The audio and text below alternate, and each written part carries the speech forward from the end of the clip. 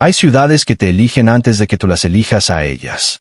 Mérida me eligió cuando yo tenía 26 años, una empresa quebrada, y la necesidad urgente de estar en un lugar donde nadie supiera mi nombre. Funcionó durante 4 años. El problema con los lugares donde nadie sabe tu nombre es que eventualmente alguien llega con el nombre en la mano.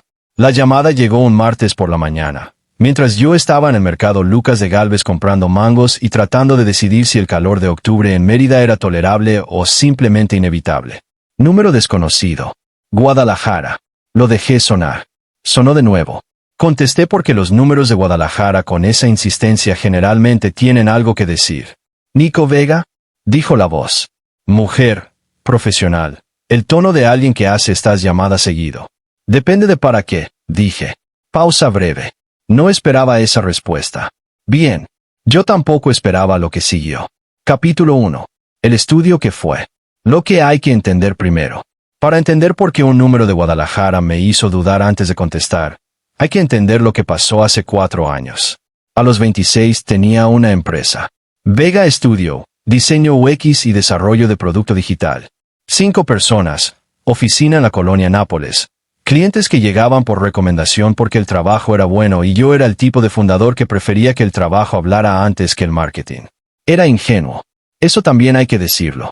Ingenuo en la manera específica de las personas que son muy buenos en lo que hacen y piensan que eso es suficiente protección contra todo lo demás. No lo es. El cliente principal de Vega Studio era Torres Group, conglomerado de retail con presencia en 15 estados. Representaba el 42% de nuestra facturación. Lo sé de memoria porque es el tipo de número que se graba cuando te destruye. Un lunes de marzo recibí un correo. Torres Group había decidido consolidar sus servicios digitales con un proveedor único de mayor escala. Agradecían la relación. Efectivo en 30 días. 30 días. Intenté conseguir clientes nuevos. Recorté gastos. Hablé con los 5 miembros de mi equipo con la honestidad de alguien que no sabe cómo suavizar lo que no tiene suavización. En 90 días Vega Studio había cerrado. Lo que siguió fue un año que no voy a describir en detalle porque hay tipos de dolor que se procesan hacia adentro, y este fue de esos. Lo que sí voy a decir es que al final de ese año tomé 2 decisiones. Primera, nunca más construir algo tan grande que su caída me destruyera. Segunda, Mérida. Mérida porque estaba lejos. Porque era caliente y colorida y completamente ajena a cualquier conversación sobre startups y escalabilidad y pitch decks. Porque una amiga tenía un cuarto disponible en la colonia García Ginerés y el alquiler era razonable. Me fui con una laptop y los contactos suficientes para empezar a trabajar como freelance. 4 años después, 12 clientes activos, trabajo que me gusta, vida que construí deliberadamente pequeña. Sin equipo, sin oficina, sin el tipo de ambición que te expone. Funcionaba. O eso pensaba el martes que contesté el teléfono en el mercado Lucas de Gálvez. Capítulo 2. Mérida. Lo que construí aquí. La voz del teléfono se llamaba Lucía Paredes y era directora de proyectos en Montoya Digital. Montoya Digital. Infraestructura tecnológica. Guadalajara. Fundada hace 9 años. En proceso de expansión hacia servicios de producto digital. Buscaban un consultor externo para rediseño de experiencia de usuario en su plataforma principal. Proyecto de 4 meses. Presupuesto que Lucía mencionó con la naturalidad de quien está acostumbrada a que los números grandes no sorprendan. Me sorprendió. ¿Cómo encontraron mi perfil? Pregunté. Recomendación directa, dijo Lucía. Un ex cliente suyo habló con nuestro CEO en una conferencia. Dijo que Vega era el mejor trabajo de UX que había contratado. Vega. No Vega Studio, solo Vega. Así trabajo ahora, sin el estudio, sin el peso de lo que ese nombre cargó. Es un proyecto grande para un consultor independiente, dije. Lo es, dijo Lucía. Por eso lo estamos ofreciendo a alguien que no tenga que pasarlo por 10 capas de aprobación interna. Eso tenía sentido. Déjeme pensarlo, dije.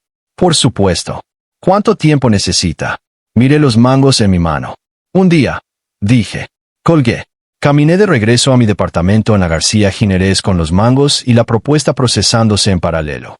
El departamento era pequeño, planta baja, patio interior con una hamaca que usaba más para pensar que para dormir, paredes color mostaza que el dueño anterior había elegido y que yo había decidido que en realidad me gustaban. Sofía estaba en el patio. Sofía Kutz era mi vecina, ceramista, yucateca de tercera generación con una manera de estar en el mundo que yo había tardado meses en entender que no era indiferencia, sino precisamente lo contrario. Era presencia tan completa que no necesitaba anunciarse. Estaba trabajando en una pieza en el suelo del patio, con las manos en la arcilla y los audífonos puestos. Me senté en la hamaca. Después de un momento se quitó un audífono. Cara de decisión, dijo, sin levantar los ojos de la arcilla. ¿Cómo sabes? Porque compraste mangos y los mangos son para cuando estás contento y tienes cara de no estar contento, dijo. Entonces es decisión. Le conté la propuesta. Sofía escuchó mientras seguía trabajando. Esa capacidad suya de atender completamente sin dejar de hacer lo que hacía. Y, dijo cuando terminé. Es Guadalajara, dije. Es grande. Es exactamente el tipo de proyecto que decidí no tomar. ¿Por qué decidiste no tomar ese tipo de proyectos? Porque cuando las cosas grandes se caen, caen sobre ti, dije. Sofía puso la pieza de arcilla en la mesa. Me miró. Nico, dijo. Tengo una exposición en 3 semanas. 40 piezas. Si alguna se rompe antes de la inauguración, me va a doler. ¿Sabes por qué las hago de todas formas? No respondí. Porque las piezas que no hago no existen, dijo. Y eso duele más. Se puso los audífonos de nuevo. Al día siguiente llamé a Lucía Paredes. Acepto, dije. Capítulo 3. El proyecto. Guadalajara. Primera semana. Llegué a Guadalajara un lunes con maleta de 5 días y la intención de no necesitar más. 4 meses después seguía yendo y viniendo, pero eso todavía no lo sabía. Montoya Digital tenía sus oficinas en un edificio de la zona Minerva, diseño de los 90 con intervenciones recientes que no terminaban de decidir qué querían ser. Lo noté como noto siempre los espacios, no con juicios sino con curiosidad sobre qué dice un lugar de las personas que lo habitan. Este decía, crecimiento rápido, decisiones de imagen reactivas, alguien con buen gusto que no ha tenido tiempo de imponerlo completamente. Lucía me recibió, me llevó por las instalaciones, me explicó el proyecto con la claridad de alguien que lo conoce bien y sabe exactamente qué problema necesita resolverse. La plataforma de Montoya Digital tenía 8 años. Había crecido por capas, cada año una función nueva, cada función nueva un parche sobre lo anterior. Lo que tenían era funcional y completamente imposible de usar para alguien que no llevara años usándolo. Entendí el problema en 20 minutos. ¿Cuándo puedo hablar con el CEO? Pregunté. Lucía pareció levemente sorprendida. Generalmente los consultores trabajan con el equipo de producto primero, dijo. Generalmente el problema de UX empieza en las decisiones de producto, y esas las toma el CEO. Dije. Prefiero entender la visión desde arriba antes de trabajar hacia abajo. Lucía me miró durante un momento. El miércoles, dijo. El miércoles llegué a la sala de juntas de Montoya Digital con mis notas de 2 días de revisión de la plataforma y las preguntas que necesitaba responder. La puerta se abrió. Andrés Montoya entró. 36 años. Alto. La cara de alguien que toma muchas decisiones y ha aprendido a tomarlas difíciles sin que se note en la cara que son difíciles. Me vio. Yo lo vi. No pasó nada, no en el sentido dramático. No hubo reconocimiento de vidas pasadas ni conexión instantánea. Hubo algo más simple y más complicado. Su olor llegó. Alfa. Limpio. Con algo debajo que olía a lluvia sobre asfalto caliente. El olor específico de las ciudades del interior cuando llueve por primera vez en semanas. Mi cuerpo lo registró. Yo le dije a mi cuerpo que se concentrara. Nico Vega, dije, extendiendo la mano. Andrés Montoya, dijo. Nos sentamos. Empecé con mis preguntas. Él las respondió con la precisión de alguien que conoce cada parte de su empresa y no necesita consultar notas. 40 minutos después yo tenía lo que necesitaba y él había hecho 3 preguntas sobre el proceso que me iban a obligar a repensar 2 de mis propios supuestos. Eso no pasa seguido. ¿Alguna pregunta más? Dijo Andrés al final. Una, dije. ¿Qué quieres que sienta alguien cuando usa tu plataforma? Me miró. La mayoría de los CEOs responden esa pregunta con una lista de funcionalidades. Andrés dijo, que confía en lo que está viendo. Una respuesta. Correcta. Salí de la reunión con más trabajo del que había entrado y algo que no identifiqué completamente hasta esa noche en el hotel. Una inquietud que no tenía forma clara. Como cuando una canción que no recuerdas bien se te queda en la cabeza. Capítulo 4. Proximidad. Las primeras semanas. Trabajar con Andrés Montoya era como trabajar con alguien que habla tu idioma pero con acento diferente. El idioma era precisión, utilidad, no decorar lo que no necesita decoración. El acento era, él venía de infraestructura, yo de experiencia. Él pensaba en sistemas, yo pensaba en personas usando sistemas. Las dos perspectivas eran necesarias y ocasionalmente incompatibles de maneras productivas. Las reuniones semanales con él eran las más densas de mi semana. No porque fueran difíciles, porque requerían que yo estuviera completamente presente. Andrés no toleraba respuestas que sonaran bien pero no dijeran nada. Si yo llegaba con una propuesta, esperaba que yo supiera defenderla y también que supiera cuándo abandonarla si él tenía un argumento mejor. Tenía argumentos mejores con una frecuencia que encontré irritante y luego encontré estimulante, que es la progresión normal cuando alguien te hace pensar más de lo que querías. Fuera de las reuniones, lo veía en los pasillos, en la cocina común, ocasionalmente en el estacionamiento cuando los dos salíamos tarde. Una noche, saliendo del edificio, lo vi en la acera, no esperando un coche, caminando. ¿No tienes coche? Dije. Tengo, dijo. Camino cuando necesito pensar. ¿A dónde vas? A donde llegue, dijo. ¿Por qué? Porque son las 10 de la noche y la zona Minerva a las 10 de la noche tiene sus particularidades, dije. Algo cruzó su cara. ¿Quieres venir? Dijo. No era lo que esperaba que dijera. Sí, dije, porque era verdad. Caminamos. No con destino, con la lógica de alguien que conoce una ciudad a pie y sabe que a cierta hora ciertas calles tienen cierta luz. Andrés conocía Guadalajara así, no como la conoce alguien que la maneja, sino como la conoce alguien que la ha caminado suficiente para saber qué esquina huele a qué en qué estación. Hablamos de cosas que no eran el proyecto, de la ciudad, de por qué Guadalajara tiene esa relación específica con su propio tamaño, siempre a punto de ser metrópoli y siempre resistiendo serlo del todo. De Mérida. Andrés había ido una vez, por negocios, y recordaba el calor con respeto. ¿Por qué Mérida? Preguntó.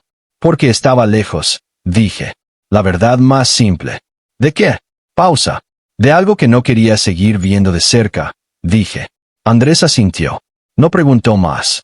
Eso también me dijo algo de él, que entendía cuando una respuesta era completa aunque pareciera incompleta. Llegamos a una plaza pequeña con una fuente que alguien había decidido iluminar de verde por razones que ninguno de los dos entendimos.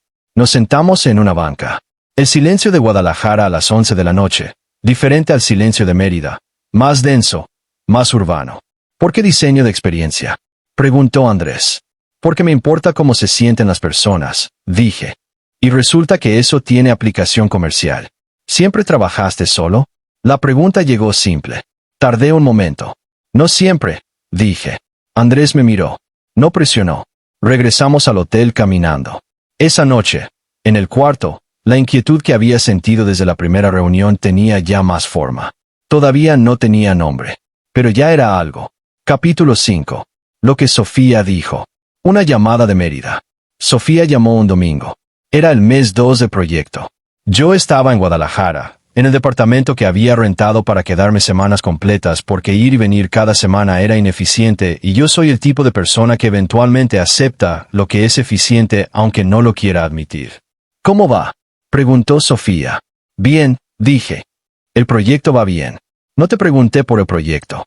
Afuera, el domingo de Guadalajara. Diferente al domingo de Mérida. Más movimiento, más ruido, más ciudad. También bien, dije. Nico. ¿Qué? Llevas 2 meses hablando del proyecto cada vez que hablamos, dijo Sofía. Eso significa que hay algo más que el proyecto que no quieres mencionar. Sofía tenía esa manera de leer los silencios que yo sospechaba venía de años trabajando con materiales que no hablan. Aprendes a escuchar lo que no se dice. Hay un alfa, dije. Silencio de Sofía. ¿El SEO? Dijo. Sí. Y nada todavía, dije. Es complicado. ¿Por el trabajo? Por el trabajo y por otras cosas, dije. ¿Qué otras cosas? Pensé en cómo decirlo. Hay algo en el que reconozco, dije. No a él. Algo en cómo opera. Algo que me recuerda a cómo era yo antes. ¿Antes de qué? Antes de aprender a ser más pequeño, dije. Sofía tardó en responder. ¿Y eso es malo? Dijo finalmente. No lo sé, dije. Me incomoda. Nico, dijo Sofía, con el tono que usaba cuando iba a decir algo que yo no iba a querer escuchar. ¿Sabes cuál es tu problema?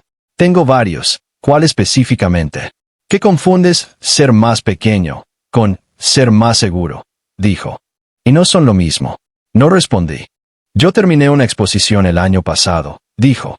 38 piezas. Tardé 11 meses. ¿Sabes cuántas se vendieron en la inauguración? ¿Cuántas?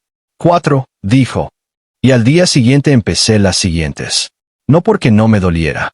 Porque el tamaño del trabajo no es el problema. El problema es si el trabajo vale la pena. ¿Y si no sabes si vale la pena? Entonces lo haces y descubres, dijo. Nico, llevas 4 años siendo muy bueno en no arriesgarte. ¿Cuándo fue la última vez que hiciste algo que podía salir mal? No respondí porque la respuesta era obvia. El proyecto que estás haciendo ahora, dijo Sofía. Ese ya fue. Y está saliendo bien. Quizás hay más cosas que también pueden salir bien. Colgamos. Me quedé en el departamento de Guadalajara pensando en lo que Sofía había dicho. Y en lo que no había dicho todavía. Que había algo más que me estaba incomodando. Algo que no era Andrés sino algo alrededor de Andrés. Una sombra que no había podido ubicar todavía. La ubiqué 3 días después. Capítulo 6. El archivo. Mes 2. Lo que encontré. Fue por accidente. Revisando el historial de la plataforma para entender las decisiones de diseño que se habían tomado en los primeros años, encontré referencias a proyectos de expansión de Montoya Digital. Expansión hacia servicios de producto digital. Año.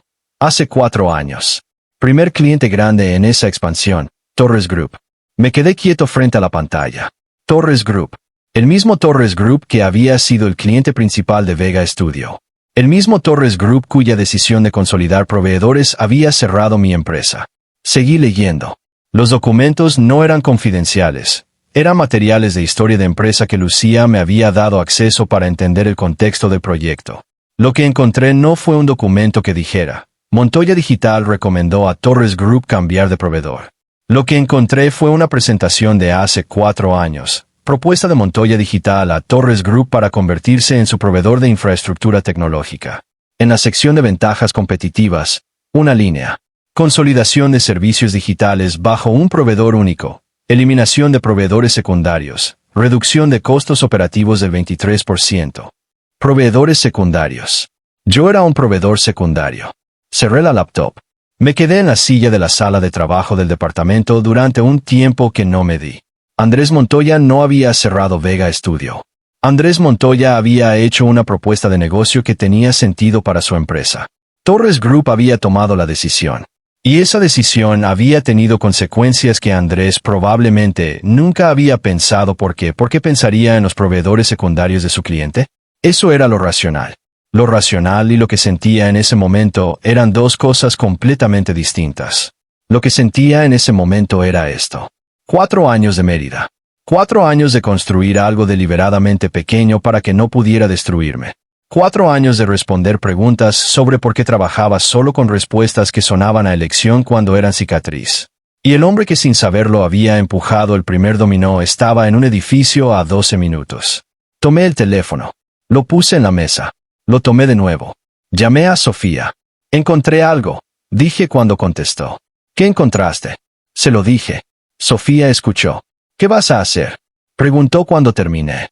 No lo sé todavía, dije. ¿Estás bien? Pensé en eso honestamente. Estoy procesando, dije. Que no es lo mismo que estar bien, pero es lo que tengo. Llámame cuando termines de procesar, dijo Sofía. Colgué. Abrí la laptop de nuevo. Volví a leer la presentación. Luego la cerré. Y me quedé en el departamento de Guadalajara con la ciudad afuera y 4 años de historia reorganizándose en mi cabeza en una forma que todavía no sabía qué significaba. Capítulo 7. La confrontación. 2 días después. Lo dejé 2 días. No por cobardía, por precisión. Necesitaba saber exactamente qué iba a decir antes de decirlo. Necesitaba que lo que dijera fuera la verdad completa, y no la verdad mezclada con lo que sentía en el momento más intenso. El miércoles le mandé mensaje a Andrés. Necesito hablar contigo. Fuera de la oficina. Esta noche si puedes. Respondió en 10 minutos. ¿A las 8? Hay un lugar en Tlaquepaque que conozco. Fui. El lugar era una cantina con mesas en el patio interior y luz de velas, que en otras circunstancias habría encontrado agradable. Andrés ya estaba cuando llegué. Me senté. Pedimos sin consultarnos. Los 2 mezcal, que era lo que el lugar merecía. ¿Qué pasó? Dijo Andrés. Directo. Sin preámbulo. Hace 4 años tenía una empresa. Dije. Diseño UX. 5 personas. Buenos clientes. Trabajo que me gustaba. Andrés escuchó. El cliente principal era Torres Group. Representaba el 42% de la facturación. En marzo recibí un correo. Torres Group consolidaba proveedores. En 90 días la empresa había cerrado. Silencio. Revisando el historial de Montoya Digital para el proyecto, dije, encontré la presentación que hicieron a Torres Group hace 4 años. La propuesta de consolidación. La línea sobre eliminación de proveedores secundarios. Andrés no cambió la expresión. No se defendió. No dijo que no lo sabía. Se quedó quieto un momento. No sabía que existías, dijo finalmente. Lo sé, dije. No sabía los nombres de los proveedores que Torres Group tenía, dijo. Era su decisión de operación, no la mía. Lo sé, repetí. Entonces, ¿qué quieres que te diga? Dijo, sin defensiva, con la honestidad directa de alguien que entiende que hay preguntas que no tienen respuesta fácil y no va a inventar una. Lo miré. No quiero que me digas nada específico, dije. Quería que lo supieras. Que la persona frente a ti no llegó de la nada. Llegó de algo que tiene historia y parte de esa historia está conectada contigo aunque tú no lo supieras. Andrés procesó eso. ¿Cuánto tiempo lo sabías? Preguntó. 2 días. ¿Y por qué me lo dices ahora? Porque no puedo seguir trabajando contigo cargando algo que tú no sabes que cargo, dije. No es justo para ninguno de los dos. Silencio. El patio de la cantina. Las velas. El mezcal sin tocar. ¿Vas a dejar el proyecto? Dijo Andrés. Era la pregunta práctica. La que tenía que hacerse. No lo sé todavía, dije. Eso es lo honesto. Andrés asintió. Lento. ¿Puedo decirte algo? Dijo. Sí. Lo que hice hace 4 años fue una decisión de negocio. Dijo. No pensé en los proveedores secundarios porque no era mi trabajo pensarlo. Eso es verdad, y no voy a cambiarlo. Lo sé, dije. Y también es verdad que esa decisión tuvo consecuencias reales para personas reales que yo no vi, dijo. Y eso también es verdad aunque no haya sido intención. Lo miré. Las 2 cosas pueden ser ciertas al mismo tiempo, dije. Sí, dijo Andrés. Las 2 cosas pueden ser ciertas. Tomó el mezcal. Yo tomé el mío. No dijimos nada más por un momento. Afuera de la cantina, Tlaquepaque en la noche. ¿Qué necesitas? Dijo Andrés finalmente. Era la pregunta correcta. No qué podía ofrecerme. No cómo compensar. ¿Qué necesitaba yo? Tiempo, dije. Para decidir qué hago con esto. De acuerdo, dijo. ¿El proyecto? El proyecto espera lo que necesite esperar, dijo. Eso no es lo importante esta noche. Eso tampoco lo esperaba. Capítulo 8. Lo que Andrés no sabía. Lo que él procesó. Lo que Andrés hizo esa noche después de que nos separamos frente a la cantina de Tlaquepaque, lo supe semanas después. Fue a caminar. Por supuesto que fue a caminar. Lo que pensó mientras caminaba, eso me lo contó después. En una de esas conversaciones que solo ocurren cuando 2 personas ya pasaron la parte difícil y pueden hablar de ella desde el otro lado. Pensó en los números de la presentación de hace 4 años. 23% de reducción de costos operativos. Esa línea que él había escrito, o que alguien de su equipo había escrito y él había aprobado, sin pensar en los proveedores que había del otro lado de esos números. No había pensado en ellos porque en ese momento eran abstracciones. Nico Vega, sentado frente a él en una cantina de Tlaquepaque, era la versión concreta de una abstracción que había tomado decisiones sin considerar. Eso le costó.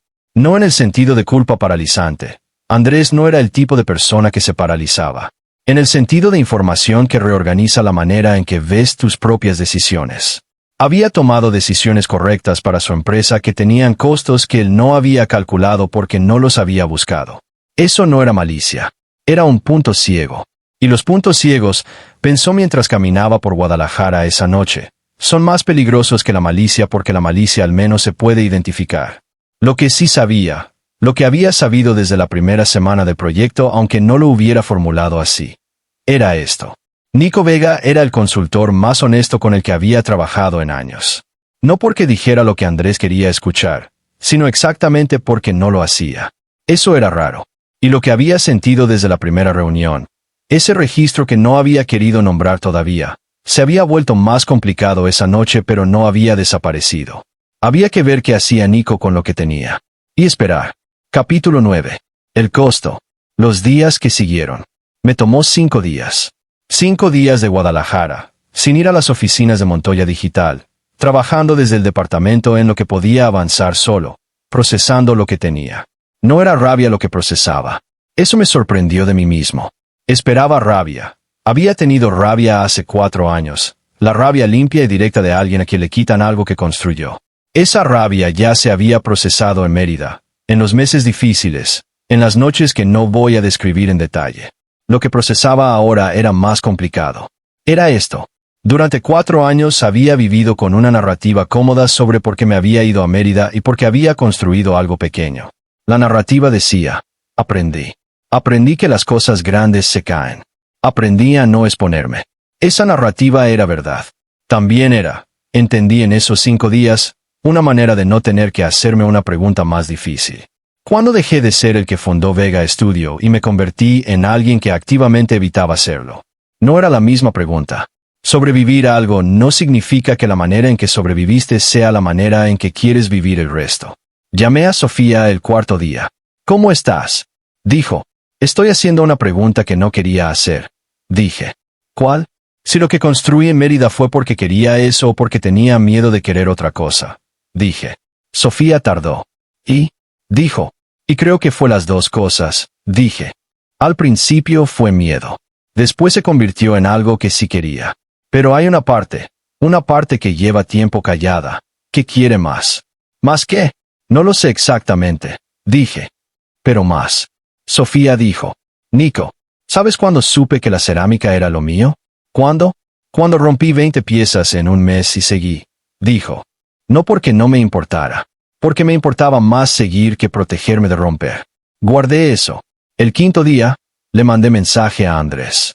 Voy mañana. ¿Tienes tiempo a las 10? Respondió. Sí. Capítulo 10. La decisión de Nico. Mes 3. Llegué a las 10. Andrés estaba en su oficina, no en la sala de juntas, en su oficina, que era más pequeña de lo que esperaba para un CEO y tenía una ventana con vista al estacionamiento que nadie habría elegido pero que tenía la ventaja de que cuando llovía se veía el agua en el asfalto. Me senté. ¿Cómo estás? Preguntó Andrés. Mejor, dije. Procesé. Y voy a terminar el proyecto, dije. Andrés asintió. No porque lo que pasó no importa, dije. Importa. Lo que pasó hace 4 años fue real y sus consecuencias fueron reales, y eso no desaparece porque haya pasado tiempo. Lo sé, dijo Andrés. Voy a terminar el proyecto porque es buen trabajo y porque dejarlo a la mitad no le hace bien a nadie, dije. Y porque en estos días me di cuenta de algo que no tiene que ver contigo directamente. ¿Qué? Dijo Andrés. Que llevo 4 años siendo muy cuidadoso, dije. Y el cuidado me sirvió cuando lo necesitaba. Pero hay una diferencia entre cuidarse y achicarse. Y en algún punto me achiché sin darme cuenta. Andrés me escuchó. ¿Qué vas a hacer con eso? Dijo. Todavía no lo sé exactamente, dije. Pero ya sé que hay que hacer algo. Eso es suficiente por ahora. Silencio. Afuera de la ventana, el estacionamiento. Sin lluvia ese día. Sol de Guadalajara, que es diferente al sol de Mérida. Más directo, menos húmedo. Nico, dijo Andrés. Sí. Lo que te dije en la cantina, que no pensé en los proveedores secundarios, sigo pensando que es verdad, dijo. Y también sigo pensando que es un punto ciego que no quiero seguir teniendo. Lo miré. ¿Qué significa eso? Dije. Que las decisiones que tomo tienen personas del otro lado, dijo. Y que no buscarlas no las hace inexistentes. Eso es algo que tengo que cambiar en cómo opero. No porque tenga que compensarte, sino porque es la manera correcta de hacer las cosas. Eso llegó de una manera que no esperaba. No era disculpa. Era algo más difícil. Era un hombre revisando su manera de trabajar por razones que iban más allá de esta conversación. ¿Puedo preguntarte algo? Dije. Sí. ¿Qué habrías hecho si hubiera decidido no volver? Dije. Andrés pensó antes de responder. Habría terminado el proyecto con alguien más, dijo. Y me habría quedado pensando en lo que dijiste en la cantina por mucho tiempo. ¿Por qué? Porque tienes razón en que las 2 cosas pueden ser ciertas al mismo tiempo, dijo. Y eso es más difícil de procesar que si solo una fuera verdad. Lo miré. Sí, dije. Lo es. Nos quedamos en silencio un momento. No el silencio de los primeros días, otro. El silencio de dos personas que han dicho lo importante y ahora están viendo qué queda después. ¿Empezamos?, dijo Andrés finalmente. Abrí mi laptop. Empezamos, dije. Capítulo 11. Lo que se construye. El último mes del proyecto. El proyecto terminó en tiempo. No voy a pretender que el último mes fue igual que los anteriores. No lo fue. Era diferente de la manera en que son diferentes las cosas cuando hay más en juego que el trabajo. Andrés y yo habíamos encontrado una manera de estar que no tenía nombre todavía, pero que tenía forma. Las caminatas nocturnas se volvieron regulares. No todos los días, pero suficientes para que Guadalajara se me fuera haciendo familiar de a pie, que es la única manera en que las ciudades realmente se vuelven tuyas. Una noche, caminando por el centro histórico, Andrés dijo: ¿qué vas a hacer después del proyecto? Volver a Mérida, dije. Tengo clientes esperando. ¿Y el estudio? Dijo. Lo miré. ¿Qué estudio? El que deberías volver a tener, dijo, con la directez de siempre. No el mismo de antes. Uno nuevo. Uno que construya sabiendo lo que sabes ahora. Caminamos media cuadra en silencio. ¿Por qué te importa? Dije. Andrés tardó. Porque llevo 2 meses trabajando con alguien que es muy bueno en lo que hace y que deliberadamente se limita, dijo. Y eso es una pérdida. No para mí. Para el trabajo que no existe porque tú decidiste no hacerlo. Eso llegó diferente a cualquier cosa que alguien me hubiera dicho en 4 años. No era halago. Era observación. Del tipo que duele porque es precisa. Andrés, dije. ¿Sí? ¿Estás hablando del trabajo? Dije. Me miró. Guardó silencio un momento. No solo del trabajo, dijo. Nos detuvimos en una esquina del centro histórico con la catedral iluminada a la distancia y el ruido de la ciudad de noche. Esto es complicado, dije. Lo sé, dijo. Lo ha sido desde el principio. ¿Eso lo hace menos real? Pensé en Sofía diciendo que las piezas que no hacen no existen. Pensé en 4 años de Mérida y lo que habían costado y lo que habían valido. Pensé en la presentación de hace 4 años y en la línea sobre proveedores secundarios y en lo que había aprendido en los últimos meses sobre la diferencia entre no tener intención de hacer daño y no hacer daño. Pensé en Andrés revisando su manera de operar no para compensarme, sino porque era lo correcto. No, dije. No lo hace menos real. Andrés asintió. No se movió bruscamente, con la misma calma con que hacía todo.